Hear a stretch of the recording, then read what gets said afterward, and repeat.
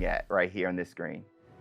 These are your presets. So a lot like other games, there's some initial settings that you can choose for your character that just kind of get them into like the ballpark of what you want to be, who you want to be, and what you want to change. Oh man! And then once you're in that ballpark, all of the other tabs let you dial that in, be exactly who you want to be. It's our goal with this is to make sure that for anyone that fantasized about bringing themselves to the school for the very first time, that they feel like they have the options in order to represent who they are and essentially bring themselves to Hogwarts or whatever character they want to bring to Hogwarts. Oh my God, and options galore. Do you mind if I try to put myself in here right quick? It's all about you today. Okay, all right. So, yeah, that's me. We're here, that's me right there. All right, so that's step one. We're pretty close, but let's look at everything here. You know, play around with some of these options, like really. All right, so what are we looking at with this option over here with the tab? I see face stuff. Yeah, so a lot of the different faces that you saw in the previous screen, all those faces are choices that you have here. So you can, now you're just kind of getting into the details in your face shape, in your skin color. And then because we knew a lot of people going right in are gonna want it right away, even though it's an option later in the game, you can collect different types of glasses, put them on later. We give you some options right up front if you wanna have glasses for your character. Oh man, oh my gosh, look at the structure of the faces with this. Wow, you guys thought of every crazy. I like that. I don't think my face is that skinny, but I think we'll go with that. I think we'll go that route.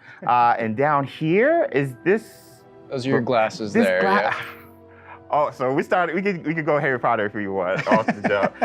Oh man, and this is just some of the options, I'm assuming. Yeah, so through the course of the game, there's a lot of different options that you'll keep unlocking. Okay. So as part of kind of like gear for the character, there's lots of different classes, there's even masks, there's all kinds of things over the course of the game. I like how it's all Victorian era though. Yeah, like, right up front. Such a good call. Oh my gosh. All right, so now, we can go fleek on this one with the hair. I spend a lot of time here just like dreaming about my different characters. And oh my gosh, the pony. The thing I'm always amazed by whenever I see any aspects of Hogwarts Legacy's character creator is just the texture. And like you even adding the bounce with the hair moving around. Yo, that kind of looks like Hermione a little bit. I'm not even gonna just I'm not fretting.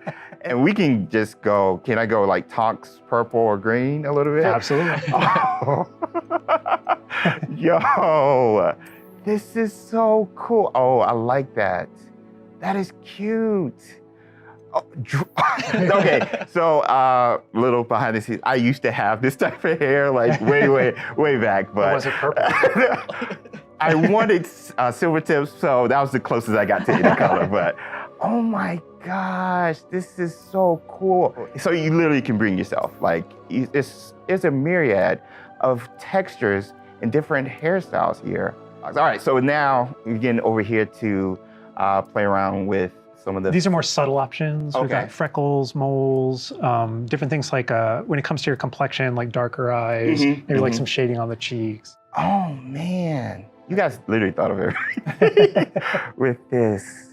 Yeah, I do have a bit of fun with that. And then the scars are one of those options where, Harry had his own unique scar, but you can come in with different scar options. Yeah.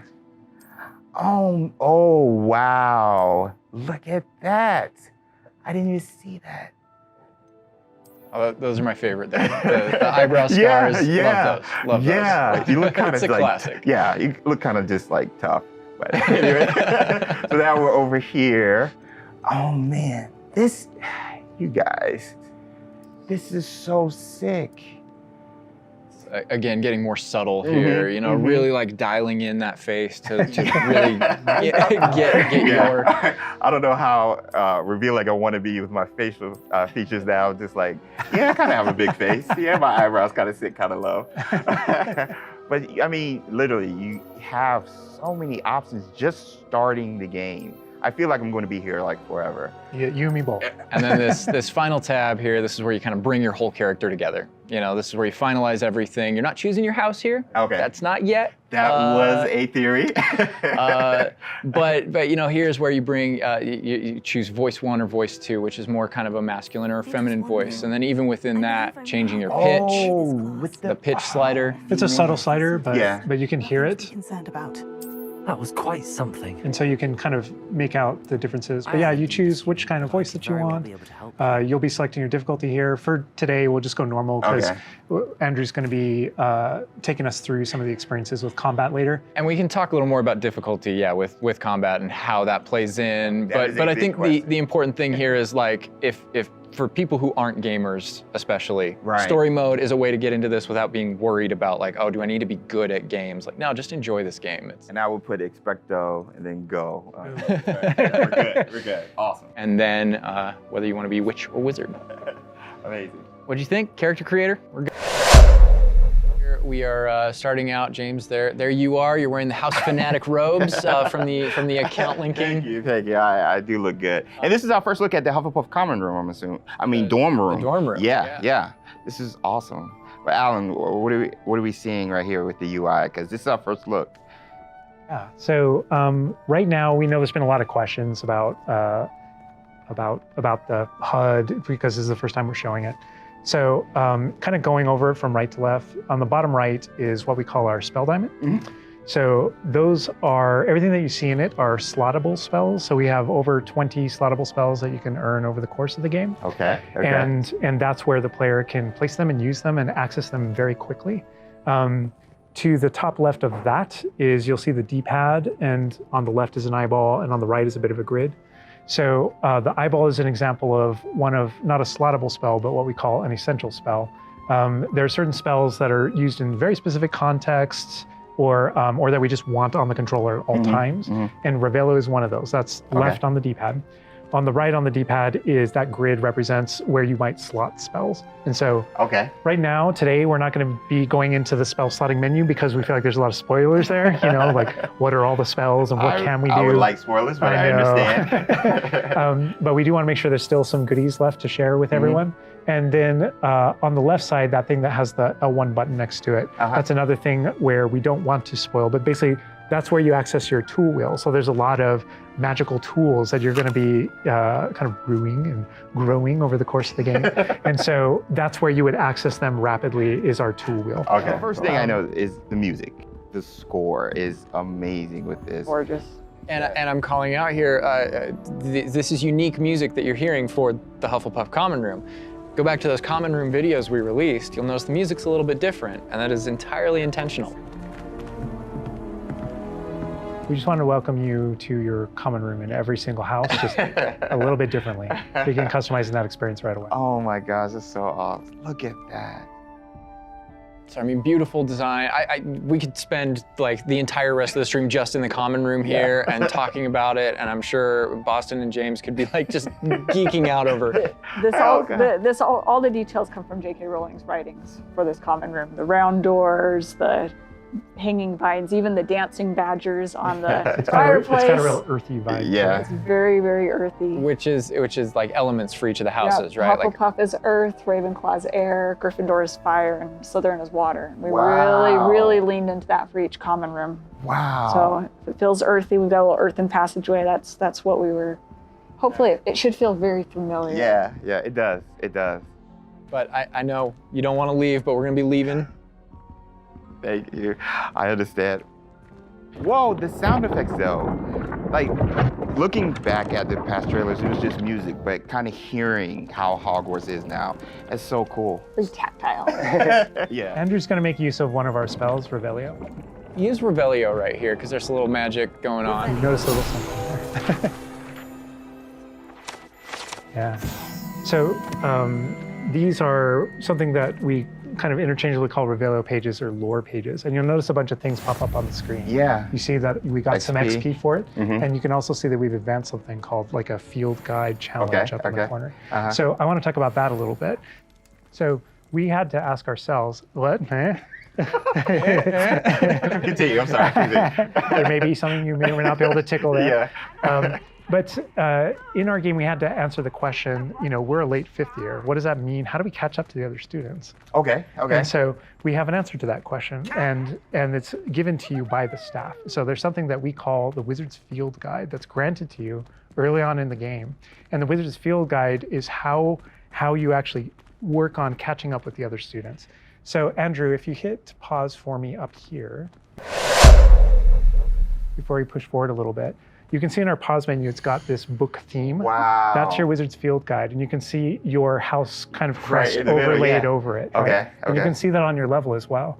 So that the field guide has this magical property of looking out into the world around you. And the reason why it's on loan from the Ministry of Magic and the professors have granted it to you as a late fifth year student is because they want it to help you catch up to the other kids. And its magical property is to discover different opportunities to learn and grow all around you. So the way it works is, as you discover gameplay in the game, it actually recognizes that as a challenge, which is kind of locked into there. Okay. And Andrew, if you go in there, you'll see different types of challenges that are combat challenges, quest challenges, exploration challenges. And you can see field guide pages are on there as well. Yeah. 1%. We unlock that one field guide page. That entire category is one of the ways that the book itself kind of fills out into the school and spills out into the school and kind of hides itself with different types of challenges and different things to do around the school that you're actually going to interact with to help you grow as a wizard and practice your spells.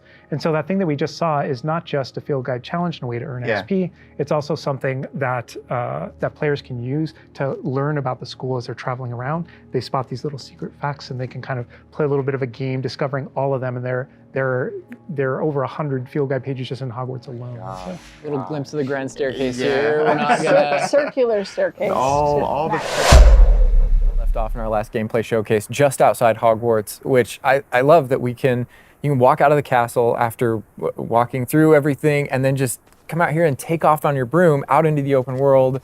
And Alan, I know that's something that you particularly like about Hogwarts Legacy too. Yeah, I'm a big fan of just being able to hop on the broom and go anywhere. There's something about kind of like the sensation of everything being open to you, and just I love the proximity that I can get to things. I love flying close to the ground, and I kind of wanted to talk about it just because I feel like the brooms are fun for me, not just because of all those feelings of exhilaration, but because they're not just I have a broom and it's done. I actually kind of like some of the mechanics in it. So you see in the lower right, there's a meter there, and occasionally as Andrew's kind of flying up or flying down, you might notice it draining or not. And this isn't the present day where all the broom technology is well known and advanced and everything that we know and love. This is an earlier time where they're still trying to figure out, we're not at the 3,000 yet. We're at the 11. So. Oh my goodness, I'm just so speechless right now because this is just so beautiful. The world just looks so. By the way, the broom, is that like the only one, or can you like upgrade that broom to go faster? Yeah, so we have a shop in Hogsmeade, actually a broom shop. And so that sells a variety of different brooms. And it was important to us that the player could customize themselves based on their own aesthetic. So they're purely cosmetic, but if you talk to the shopkeep and help him out, he'll actually sell upgrades. Yeah, and those upgrades will make it so that where normally the broom, you can only fly, you can only go at max speed. It's kind of like a turbo meter down there. You can only go at max speed without the meter going down, kind of closer to the ground. And as you raise into the air, you'll notice the meter drop. And so those upgrades will allow you to increase that distance from the ground. And the broom owner at the sporting goods store in Hogsmeade is trying to perfect the broom and get better at it and know it better. And you can participate that and get better and better brooms through that. And I love that mechanic encourages you to actually explore the world and kind of stay close to the ground. It's not just a travel mechanic, point A to point B.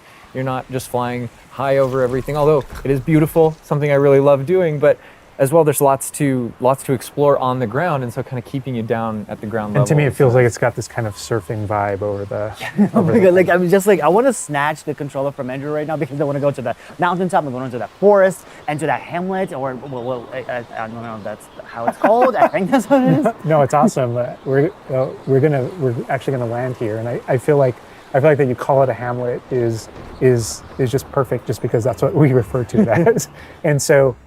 we all know from lore that Hogsmeade is the only all wizarding village within Britain. But we wanted other opportunities to kind of meet other characters out here and to kind of populate the landscape, so it's not just kind of, barren as you leave out this direction and that direction. And so we just imagine these different dwellings, these different smaller locations that wizards might live in out in the Scottish Highlands. And so it's those, and so we refer to those as hamlets, and they're opportunities to learn those wizard stories, how those different locations have kind of like learned to live, what their relationships are with characters at Hogsmeade and Hogwarts. And so they're both quest opportunities out here and a chance to kind of get to know more of the area, even beyond Hogwarts and Hogsmeade that we've already experienced. And you also notice on the mini-map, like lots of little icons, and each one of those represent gameplay in the hamlets that you can participate in, whether it's a vendor or different puzzles and challenges or different secrets that exist. Each one of those icons are different opportunities for gameplay. And you'll notice that same thing as we venture out into the open world as well. So when you go out into the open world and you see those icons, whether they're on the mini-map or on your map or off in the distance, those things are opportunities to say, like, I want to increase my inventory capacity. They're puzzles left behind by old wizards, that you can solve that actually grant you those. If you see ruins off in the distance and you visit them, you might find opportunities to actually expand and learn about your ancient magic. And as you kind of encounter different enemies dotted on the landscape, sometimes those characters, poachers or dark wizards, might be hoarding different magical resources that are valuable to you as you're playing the game. So each one has kind of like a way to connect to our gameplay loops and provide different opportunities that just kind of reward you for poking around. I mean, I ran away when I want to just cover all of those points on the map, just by going over there. Well, we've flown on a broom already, but there is something that we haven't done so far, and that is getting on our flying mount. We're gonna hop on our Onyx Hippogriff here. The Onyx Hippogriff is our pre-order bonus. Oh my god, there he just like pops out of the back. Oh wait, you can use it as a horsey? I mean, a horse? I mean, that is a horse? Yeah, as a hippogriff, you can totally ride it like a ground mount, and you can lift off into the air. And we tried to make sure that each of those interactions, so the broom's really good at reaching that top speed, at kind of traveling the world as quickly as possible, but sometimes it's really nice to get on the hippogriff because of that ground speed or those transitions, and sometimes it just feels amazing just to be riding around on a hippogriff. Look at it. Yeah, it really is kind of like, I don't know, it's a great feeling being on it, and it's a great feeling managing those transitions, kind of going from run to fly and just being able to go wherever you want. And we tried to make sure that each one of these things that you can interact with have a unique identity and a reason for being. And oh my god, like I see like different like areas, like a swampy area. By the way, can you go to like entire map anywhere you go? Or there are regions that are like locked from you? Yeah, as soon as you, there's kind of a moment where the world kind of opens up to you outside of Hogwarts as a student, and right from that moment, early on in the game, you can go wherever you want. And so you might find more difficult challenges in different areas, and you'll see different spots as Andrew's moving around, like you mentioned, the swamp. But there, we have got like a coast, and we've got different types of environments out in the world just to kind of pepper your experience, reward you for exploring, keep things fresh. All those things exist as we're moving around. So cool. And I love that windmill. It's like so rustic. Like I keep forgetting that this is like 1800s. The Wizarding World we've never really seen before. Like it feels so authentic. Like it's part of it. Yeah, I love this vista too, and I'm gonna have Andrew stop here. We're gonna use a bit of dev magic to change the seasons. Actually, I want you to see what this world looks like covered in snow. Yes, yes, yes, please. I love snow. That's all I want. Wrong wavy.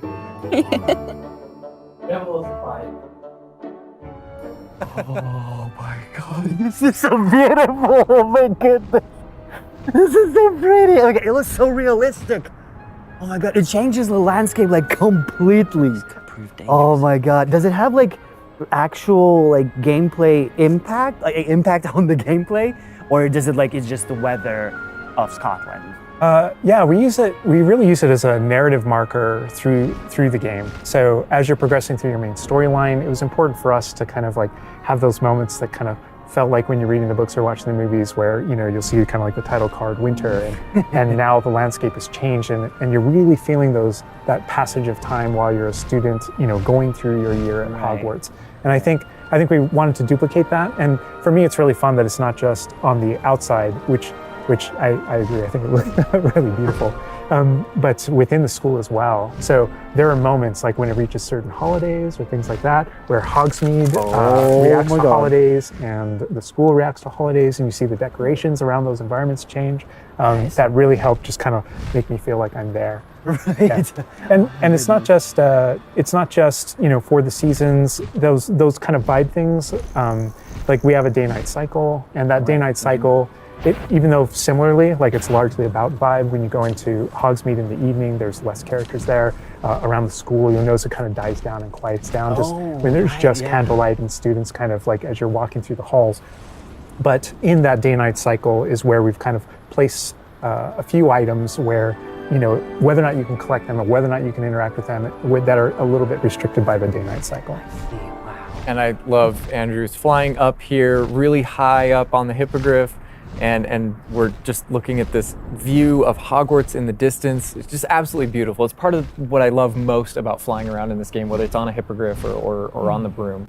I mean, you talk about going anywhere and things that you can see in the distance, and that's one of my, I still can't get over, like, no matter, I played this so much, but I still can't get over the fact that I can see Hogwarts out there, and there's just something beautiful about knowing that all of the things inside of it, the classrooms, the students, the professors, all the places I can go, I can just fly my hippogriff, land in the courtyard, enter the front doors, and just walk, to the library, to class, or to greenhouse, or to my common room, that it's all contiguous and just kind of like one. Opportunity to talk to somebody, get a quest giver here. Is everything all right? Yes, I'm sorry. I'm Nellie, by the way. I'm just so excited that the Daedalian keys are back. The what keys? The Daedalian keys. Surely you've seen them flying about. Rumour is that a former headmistress, Professor Moll, conjured them to protect the contents of certain locked cabinets years ago. Professor Black couldn't be bothered to disenchant the keys, and they appear every few years. You should try to catch one. Why would I do that? Each key will lead you to a locked cabinet somewhere in the castle. If you can manage to get the key into the cabinet lock, not an easy task, you may find a reward.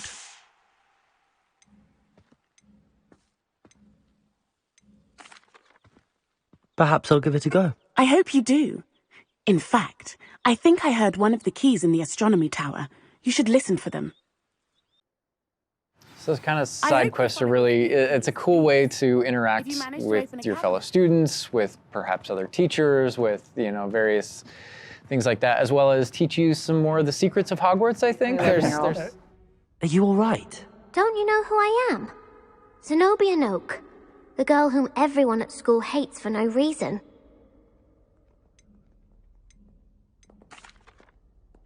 Everyone hates you. Why? Because Hogwarts is full of bullies and spoilsports. Leander Pruitt's one of the worst, that no-talent moon mind. I wanted to make some new friends, and so I brought my collection down to the common room. My gobstone collection, that is. I was hoping someone would want to play. Are you familiar with gobstones? Little balls, like marbles. Grand game. And if you lose, they spray you with a foul-smelling liquid.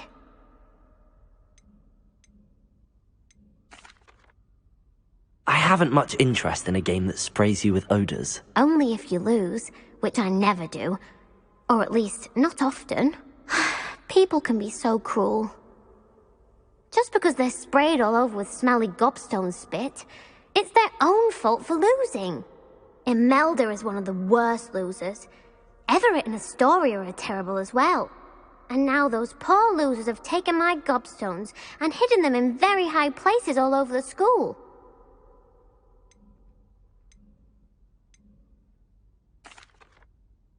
Sounds as if you caused the smelly situation and they responded accordingly. I didn't make the rules. Anyway, I can't work out how to get them back on my own. I don't think I know the necessary spells yet. I need someone, perhaps a selfless and talented fifth year to help me.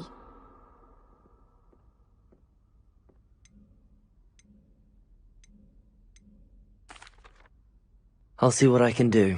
I'd appreciate the help. If you do find all of my gobstones, do come and see me again. I'll be back to playing Snake Pit and Jackstone by myself in no time. Iconography on the top. Now, what we see on the top is the Accio spell, followed by 4 what we just kind of lovingly refer to as basic shots. There are certain spells what the wizards kind of like use, just kind of fling. Andrew's using one now. And you trigger that by tapping R2 on your controller. So you can see in the corner R2. So if you tap R2, that throws out a basic shot. But that R2 is also your gateway to all of the spells that you might slot. So if you hold R2 instead, you can see how the diamond expands. And if we let go, you see how it contracts. Yeah. And so if you hold it again, it expands. And so when it expands, then all the spells that you slotted while you're holding that button can now be tapped with your face buttons. Awesome. And not only that, but over the course of the game, you can gain additional spell diamonds, up to 4 additional ones, so that you can slot up to 16 spells, pretty much instantly. And then that helped us fulfill the fantasy of in combat, I need to be able to access things very rapidly. Yeah. And so you learn over the course of these events, how to juggle not just the spell casting, but also it reinforces an understanding of another feature of the wheel, which is their cooldowns. So as you're casting spells, just to make sure that you're not just kind of like repeatedly using one thing over and over and over again, you can see cooldowns on the spells that he's using on the wheel. And then as you progress through the game, there are different things that can affect things like cooldowns through your talents, different things that allow you to kind of like juggle and adjust and update those things. And so if you hold down R2 and you tap the D-pad, it will switch between your other diamonds if you've unlocked them. And that's how you access all those. Oh, man. It looks like we're about to get some action over here. Yeah. So this is a great way to kind of learn how to pull things together, So you pull those combos right together. Here. Yeah. Tap, Accio, tap, tap, tap. Awesome.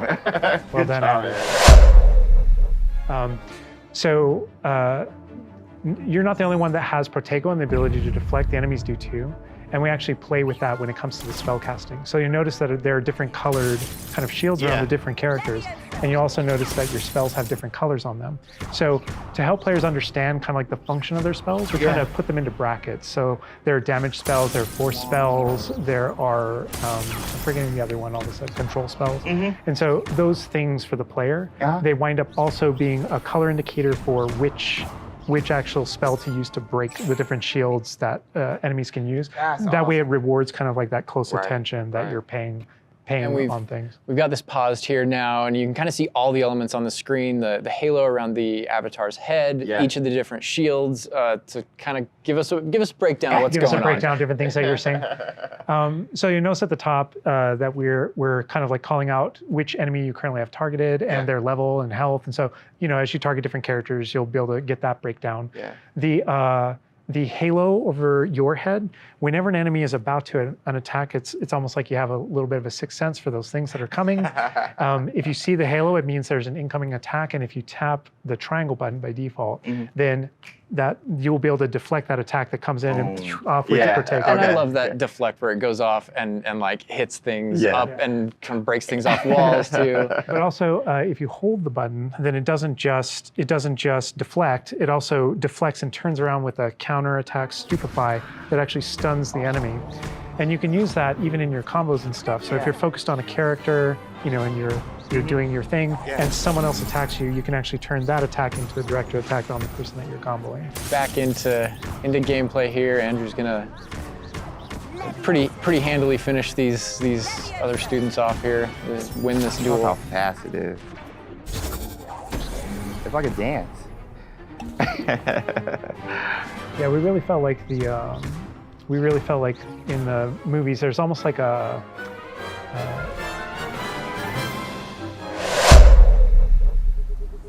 All right, Andrew's got us in the Forbidden Forest, which is where the Dark Arts Battle Arena is, which is part of the Deluxe and Digital Deluxe Edition. I love the way that the Dark Arts Battle Arena is actually part of the world. It's integrated into the world, so your experience is more immersive than just choosing an option from the main menu of the game or something like that. Reason to go to the Forbidden Forest. Exactly. There are many reasons to go to the Forbidden Forest, but he's also wearing the Dark Arts cosmetic set, and here he's pulling out the Thestral, which is Oh my god. part of that Dark Arts pack from the Deluxe and Digital Deluxe edition. So we're going full Dark Arts here. That's good. That's what I like going down.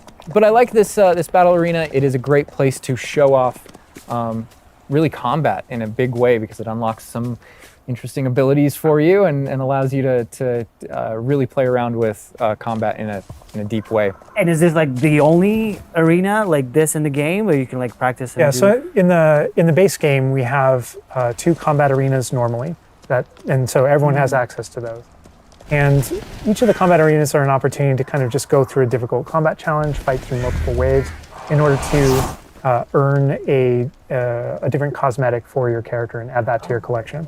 In the case of that's no different than the Dark Arts Battle Arena. That's also true, the combat arena. But one of the things that we're excited about in the Dark Arts Battle Arena that people can do is, And again, a great place for us to show off combat in general. So I think we're gonna jump in here. Andrew's gonna start battling, and we can start talking about everything you're seeing on the screen. All right. Oh, they just about the cadavers right away. Oh my god. We're starting off strong. Oh my god. Starting off strong. Was that Kujio? Oh my god. That's so cool. yeah, so that you'll notice right away, like when we used Avada Kedavra, that guy's health bar went from instant to 0, and we really are trying to honor the way Avada Kedavra works in the game, even in some pretty extreme situations. You'll notice that like the meter takes up a lot longer to Yeah, a little kind cooldown. of build up as a way to kind of deal with its extreme power, just so that it's still fun to use. And then there's some ways that we'll probably talk about to adjust that. But I don't know. I don't know if there are things on the screen that you just have questions about. Well, like I see like little blue things pop up from Yeah. the enemies. Also, before like that sign, well, it's like, so in the community we call it the ancient magic sign. I don't know if that's how it's called yeah. in the game. So the community is astute. So on the development side and in player facing in the game, we reference that as your ancient magic meter. Oh, so it is ancient magic. That is, yeah. So as your abilities in the game keep growing and you become exposed to some of the secrets about your own kind of mystery and your own abilities, you start unlocking new powers. So one of those powers, you'll see the R1 button appearing throughout the game. That's an ancient magic throw, we call it, that allows you to kind of like draw an object to you and fling it at an enemy. Okay. But whenever you see the R1 or the L1 plus R1 appear over somebody's head, that's an ability to cast a very devastating and powerful ancient magic spell to do a ton of damage against the character. I see. And the way that manifests itself depends on the type of enemy that you're fighting. And you'll see a wide variety of enemies in here that are pressuring the player in different ways. You'll notice there's abilities that kind of bubble up under the player as he's fighting that force him to move. And there's different ways that we want the player to kind of move around on the battlefield. And that's actually a good link to the ancient magic meter in general. And the reason why I say that is because as you're doing different things in combat, you're Cortegoing and you're doing different abilities and you can kind of spec into it with your talents, there are different ways to get that meter to build faster and faster.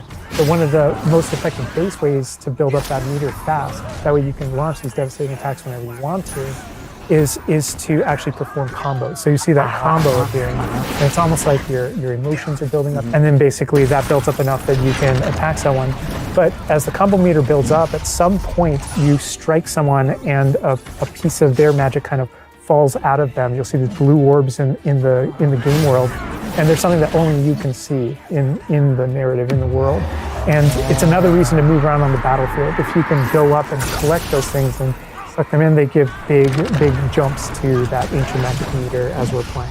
We're talking a lot about spells and magic here, but I think there's another huge component of combat, and that is the tools that you can bring to combat as well to kind of change the way you play. And I think Mackenzie knows a lot about what's going on with the plants and potions. And so the tools are really interesting because they're basically like a prior investment. So you can bring the potions and the plants that you grow in the Room of Requirement to combat to essentially kind of help you defeat enemies a lot quicker and more efficiently.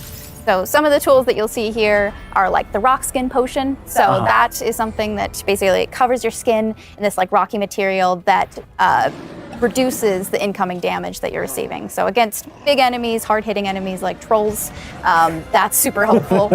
Oh my god, he's just destroying. The troll just collapsed from one of the cadavers. Obviously, we have the Wiggenweld potion as well, which increases your health. And then we have the focus potion. So when Alan talks about having to balance Avada Kedavra with a long cooldown, because obviously it's an instant kill, one thing that you could do is brew a focus potion, and that will increase how quickly your cooldowns regain. Right. Oh my god, there's just so much like versatility, like in what the character is doing to the troll right now. Like he's just bouncing around the arena. He's like not, and the troll makes him move around too. Looks like. And I love that our plants are violent. Yes, and so that's like when we were talking about the setup of the arena, you also have plants that you can fight with. And so we have things like the venomous tentacula that you can put down, and it acts like a turret, and it just kind of shoots enemies around the battlefield. That is so cool. This is like a truly like Hufflepuffian way to approach the battle. Yes. No, that was super important to us, that there were these like multiple ways. And so you can see there's a ton of different things that you can use. The Mandrake is one, so you can pull it out and it stuns with its like piercing cry these enemies in a radius. And another thing I want to call out that we're seeing on the side of the screen here is these dueling feats, which I love because I love anything that prompts me to play a game in a different way, a unique way. I don't want to get stuck in my style, you know? And so this is a way to, if you want to get stuck in your style, go for it. If you just want to blast people with spells, go for it. But we also want to have some things over here that may make you use certain plants or certain potions or block more or... Yeah, we mentioned the field guide challenges in the prior stream. And the field guide challenges, this is the way that the field guide manifests like challenges for you to do in combat. And exactly to your point, we just wanted a way to encourage players to explore the different systems, to help them decide, to just kind of practice with them and explore what they want to do, because there really are so many different ways that you can push talents. When you see the green X's on characters, that's right. And that's kind of through your talents you can unlock this kind of cursing mechanic that sort of like links the fates of these different characters on the battlefield.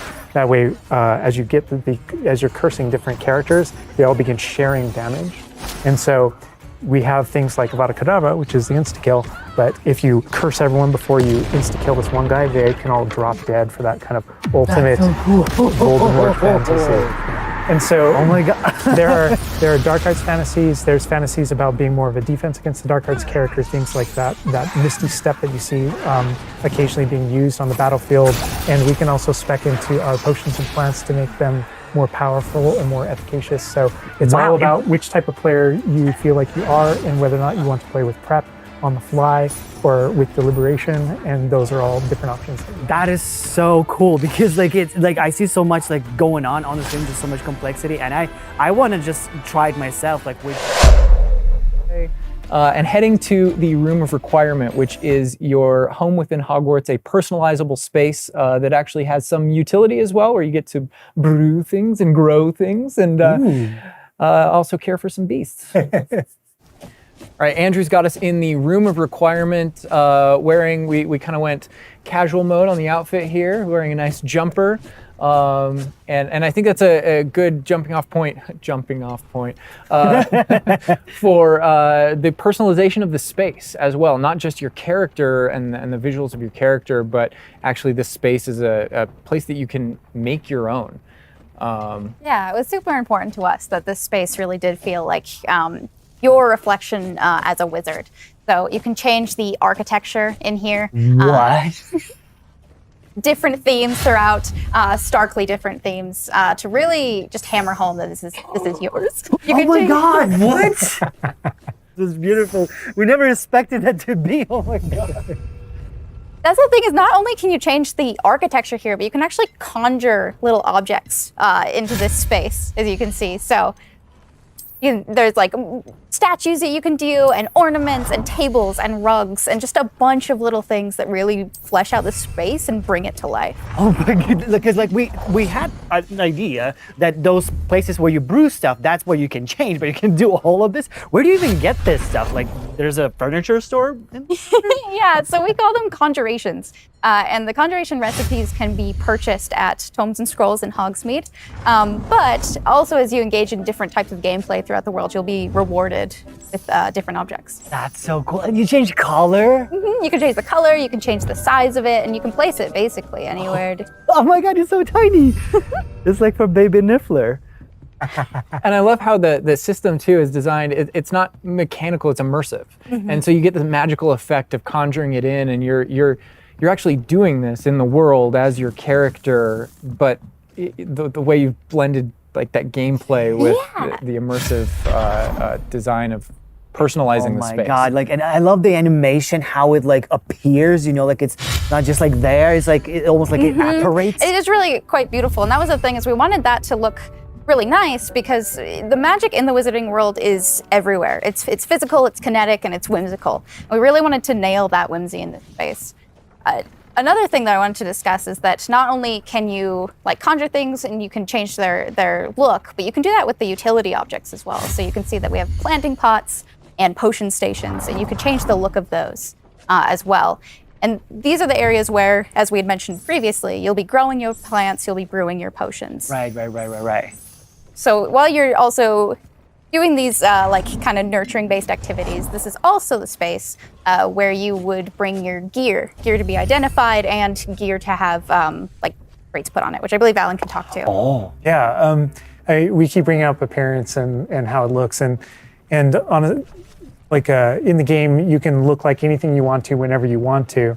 But the player will be finding different types of gear, that we call it, as you progress through the game. And essentially, we just know that clothes and different items in the wizarding world can have different magical properties.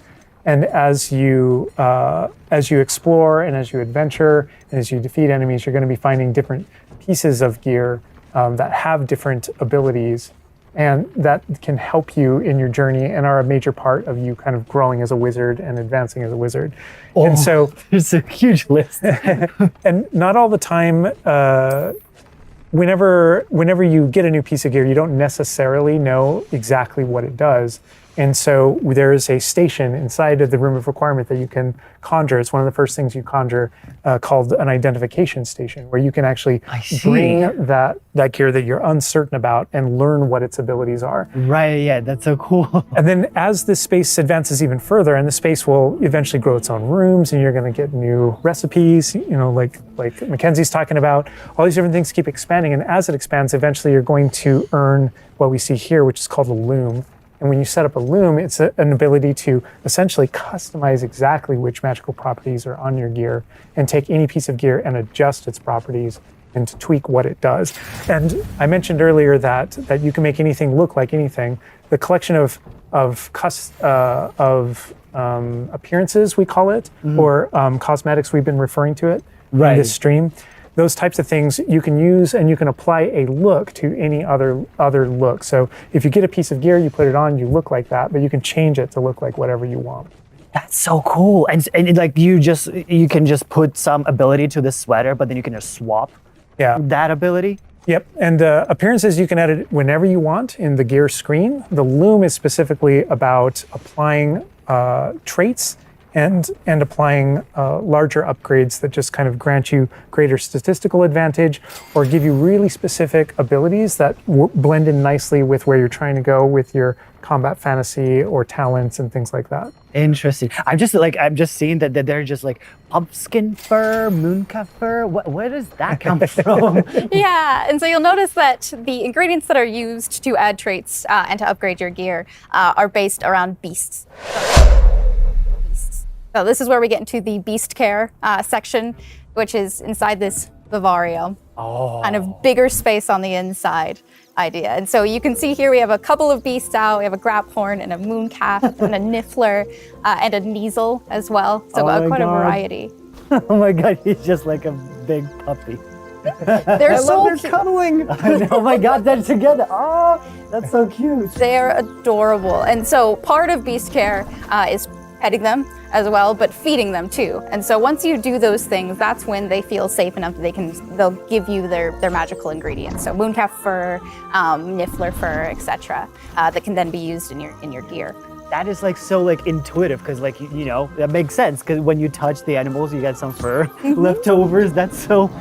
Oh my God. Yeah, and we really want to hammer home the fact that this is like a home that you're making for them. So in the overland, you can find these beast dens and rescue these beasts.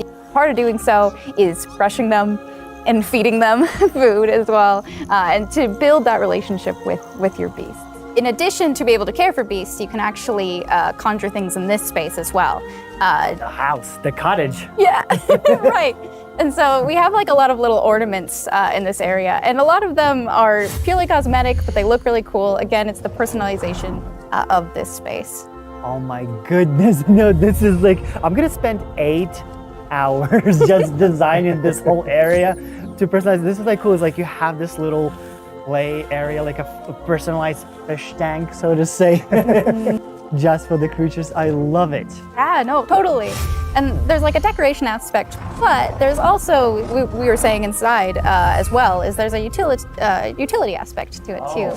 So as you progress in the game and you're able to purchase more conjurations, you're able to speed up your process. So one of them, for example, is the food processor, which allows for the beast in the space to automatically get feed, so you don't have to do it manually. And so you're really building the progression for yourself here. In addition, there's also a toy box where you can play with your beasts. You'll see here, yeah. So you can, there's a bunch of toys in it, and each beast has their own favorite toys. So as you can imagine, the moon calf really likes the moon ball, or the Kneazle, as like a little cat, really likes to chase the yarn ball as well. Right. And they're super cute. Oh my God. Watching them, it's so cute. And the big thing we really wanted to hammer home is that the world is a dangerous place. And so by going and rescuing these beasts and bringing them back here and caring for them, you're really helping them out. There's poachers in the overland who hunt these beasts for their material. So instead, you're caring for them. You're giving them a home. Right. Oh my God, this Raphorn is just gigantic. But he looks like my dog. He looks like my dog right now for sure. You could actually name them as well. So like your dog. So getting back into that personalization, you know, yeah, we didn't want you to just like throw in, oh, here's a Graphorn in here. Like this can be named whatever Andrew's about to name them. Bruce. It's a good name. You know, we've created this really nice space, and you can get additional vivariums, correct? To different kind of aesthetics and looks to where you're keeping your beasts and caring for them. Progression is a big part of this space as well. So as you progress through the story, you will unlock more vivariums. So as you can see, this one's quite meadow themed, big, open, bright, but there's other ones, say like a swamp that you might encounter. And it's really a visual effect to and more space for your beast. Oh, so it's like those, so when we're inside the room requirement, there's like on the left, there's that moon glow from one entrance and then some shrubbery going on in the right. Is that what you're talking about? Yep, that's exactly it. Ah, oh, you put trees in here too. Oh my goodness. And another thing with the beast care that I think is great, you know, tying back to the same kind of thing that you did with like the broom, where the broom is not just a method of travel, it's actually built in and integrated into the world. In the same way, like beast care isn't just this added element. You're not just throwing it on top. There's really this like narrative and integration to everything connects. So as you progress through the missions, you'll expand this space. As you earn resources, you'll go into Hogsmeade and use them to unlock the gameplay here and unlock new conjurations and different things to play around with. In the open world, it's in those different environments, like the different combat and conflicts and bandit camps and different things like that exist in the overland.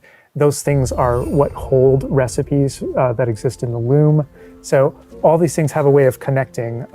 Moonstone that you find out in the world is the resource that we use to conjure everything that's found throughout the world.